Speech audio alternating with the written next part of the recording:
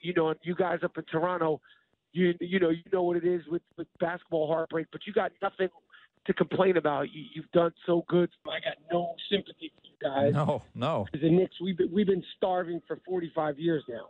Well, there's always two fan bases. Like there's 122 sports teams, and I go, here's the two fan bases that to me are always bulletproof. Although there's a lot of NFL teams that are. People are always going to go see the Packers or Indianapolis, the Colts. But the winter sports, Michael, it's the Knicks in basketball, it's the Maple Leafs in hockey. You're just always going to get celebrities. You're always going to have a packed house. And yes, it feels like it'll never get solved. The Leafs are a little closer, but the Knicks have had their moments. So they have the number 9 pick on Thursday night. What do you look at as expectations? Do you go, hey, the East is still the East, and the amount of superstars that go out west, like Jimmy Butler last year, Paul George, we don't know what's going to transpire in the next couple of years with Kyrie, obviously LeBron, which we're going to get to. Do you go, it wouldn't be that hard. It wouldn't take that long for the Knicks to put a piece here, a piece there, and boom, next thing you know, they're a 50-win team. Or are you a lot more skeptical than that about them? Well, I'm more skeptical. I'm not gonna play games here. It's been so many missed opportunities and high hopes, and getting chopped down to our knees. We got a new coach who I believe in, David Fizdale. I think is going to be great with the players. I think that he's going to be great with the media here in New York, because it's a weird thing, but that's like part of the job. It's like half basketball coach, half PR person. We have a star in Kristaps Porzingis, but we don't know what the hell his physical status is going to be going forward. 7'3" guys, they tend to get injured a lot, and he's been injured a couple of times already, and this has got a serious injury.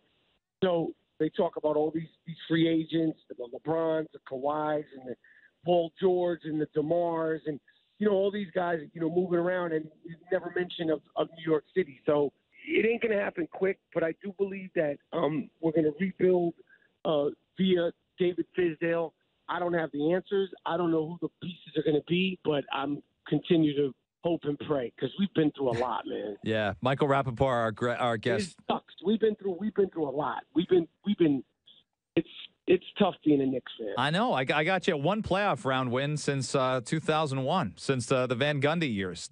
He's been on TV a long time. One playoff round one. Is that what it is? Yeah, one since 2000. One. Nice, man. Yeah. Well, I think the Raptors till 4 years ago they'd been around at that point 19 years, and they'd never won a best-of-7 series. They beat the Knicks in a best-of-5. We have one playoff round win since 2001? 2013. That's it. That's the list. Jesus Christ, man. There you go. I heard you on with Colin Cowherd. Love the segment. I love Colin. And you were talking about LeBron. Tell folks what's true, what's not true. Like if someone said, I heard that Michael Rapaport, that actor, that guy, he hates LeBron. What's true, what's not about your LeBron feelings as we talk right now? All right. I'm going to say it one more time, and you can quote me. Obviously, I do not hate anybody who plays sports, whether it be Tom Brady or Larry Bird in his time, or Reggie Miller during his time, or LeBron James during his time. You might hate the persona. You might hate the winning. You might hate the greatness because you're suffering at the hands of it. But I don't have any personal issue with LeBron James.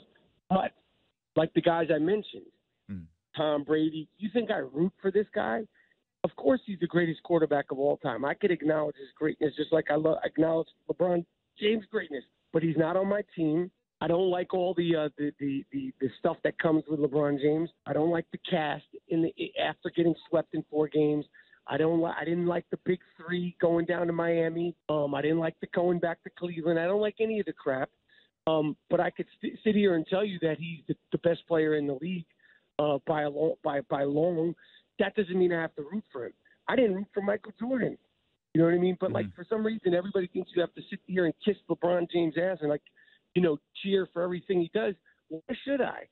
He's not on my team. If he came to the Knicks, I'd have to go to a church. I'd have to go to a synagogue. I'd have to go to a therapy.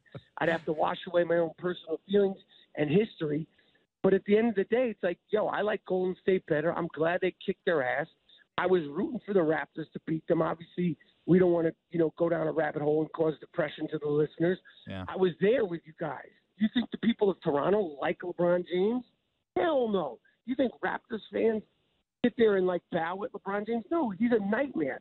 So the same thing with me. But I've always had an affinity for Golden State, and I'm glad they swept him in 4 games. You know, to be honest, when LeBron was first at Cleveland, I didn't have a problem with him. I loved him like everybody else. There's an innocence involved. Just like when Michael Jordan first came in the league, you loved him. But then when he started being a problem to my Knicks, being a problem to, the Pistons and all that stuff, then you start having personal feelings. That's the beauty of sports, though. We talked earlier about the political correctness. Sports is one of the safe havens where you can love and hate as long as you're not doing these crazy things like these soccer events with the hooligans, or beating Benny up or disrespecting anybody at a live game. This is one of the safe havens that we have left where you can love and hate in a fun way. It's like watching Game of Thrones. It's good guys, bad guys. It's Cowboys versus Indians. And people get so like, you don't like LeBron, you hate LeBron. I'm like, this is sports, man. That's part of the theatrics of it. When LeBron, beat Indiana Pacers, I was disgusted. When he beat the Raptors, I was disgusted. You think that I liked having to root the Boston Celtics? Me? I was disgusted when they lost Game 7. So, and then but when I choose to when I'm my team, Golden State beats them, I'm going to celebrate it. So people get, misconstrued in it, and for some reason it's all about LeBron.